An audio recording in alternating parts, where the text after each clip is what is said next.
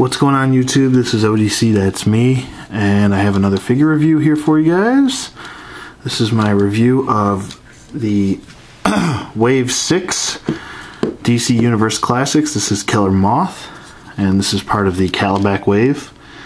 He comes with the upper and lower torso and head of Calabac. And yeah, this figure is really cool. I mean, definitely if you're into Batman rogues, and you like me, like I love collecting all the villains of Batman. I mean, who doesn't? But if you're especially a Batman fan, this is an added treat. Yes, this figure is pretty flamboyant and bright and very golden age-esque, but it's definitely has a unique look to it, and I kind of dig it. I like it. And as I said, I'll show you real quick. This is the upper torso of Calabac. I already connected the leg in the previous review of Mr. Miracle. That face sculpt just looks absolutely great. He's got loads of detail in there. You can see his ears. He's got blue shading in his hair. Looks really cool. So that's what he comes with. And he also comes with his his Moth gun. Oops, excuse me, knocking stuff over. Or his, I'm sorry, cocoon gun. Now I'll show you the packaging that it comes in that's very similar. I misplaced his original packaging, so I didn't know where it is, so I'll just show you. This is the Mr. Miracle packaging. Is basically the same thing. As you can see, the figures in the wave consist of Mr. Miracle, Hawkman, Killer Moth, black suited Superman, which also comes with a variant of the regular suited Superman just with long hair, or also known as the mullet Superman, and finally Shazam. And all 5 of those complete Calabac. So basically I just wanted to show you what the packaging does look like, so if you do find it, you'll see the packaging first. But let's get on to Killer Moth here. He's his character is basically based off of kind of a he's kind of a ripoff of Batman a little bit. He has his own Mothmobile. Now the original incarnation, this is his incarnation, the Golden Age incarnation of him. He has no superpowers at all. He just has his cocoon gun. He does have wings. He also came with he also had a Mothmobile, which was very, very similar to the Batmobile in the original comic. He had developed all of his equipment too, just like Bruce Wayne, which is pretty cool. But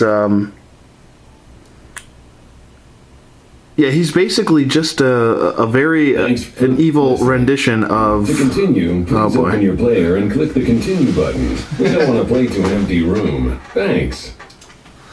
Sorry about that. My computer's having poltergeist issues, but yeah, he's basically just an evil rendition of Batman that's more flamboyant and a little bit dorkier, I guess. I don't think dorkier is a word, but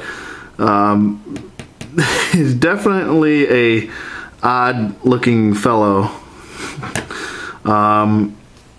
Side note, when you're taking this guy out of the package, be extremely careful if you buy him mint on card. I know he goes for a decent amount of money, but be very, very, very careful pulling him out of the package, because his wings are not attached.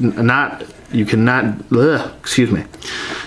take his wings off, so they are not detachable. That's what I was trying to say.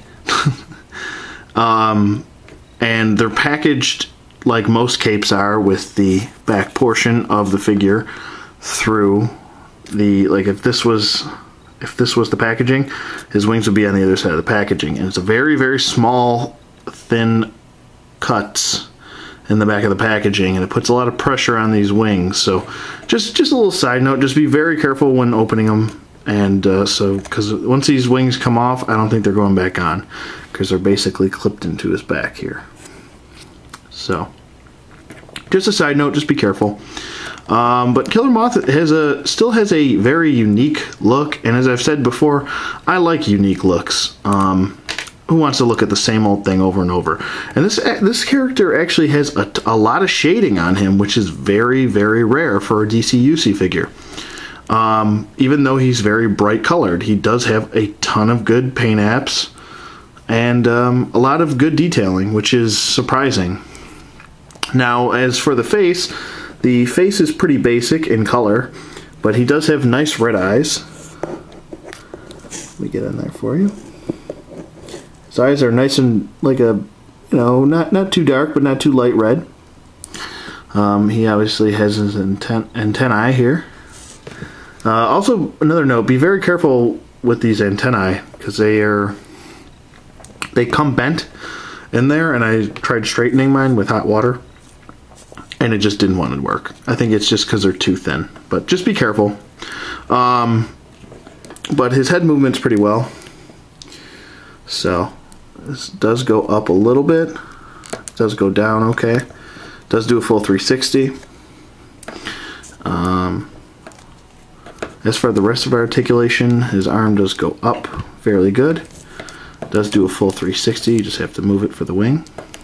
Bicep swivel, single jointed elbow as usual, a wrist rotation, ab crunch, 360 at the waist, T-jointed hips, go out, back, forward, thigh swivel, single bend at the knee, and a wrist hinge, a ankle hinge. And that's pretty much it for articulation. His wings are not articulated at all. They don't move. They're just for show. So don't try to force it. Don't think that they're just stiff. They do not move. They just sit. But overall, I think Mattel did a very good job on this figure. It's simple. It's different. It's nice to have. As for shading on him, he's got a lot of shading in his on his biceps here. That is not just a shadow. That is actual black paint detail. And he's got a lot of paint detail in his ribs here on the sides, and his abdomen here, right near his ab crunch, and even up towards his chesticles here. There is black shading there, so that's really nice that they did that. Also on the same arm, a little bit on the shoulders where the muscles are defined here. So that's nice. There's no shading in the legs because it's a little bit of a brighter color, and it'd be kind of hard to do shading on here. It might actually look a little awkward, just because this is actually a suit. As you can see, there's creases in his pants here, and folds, and so it works very well for the top. And overall, I think this is a really great figure.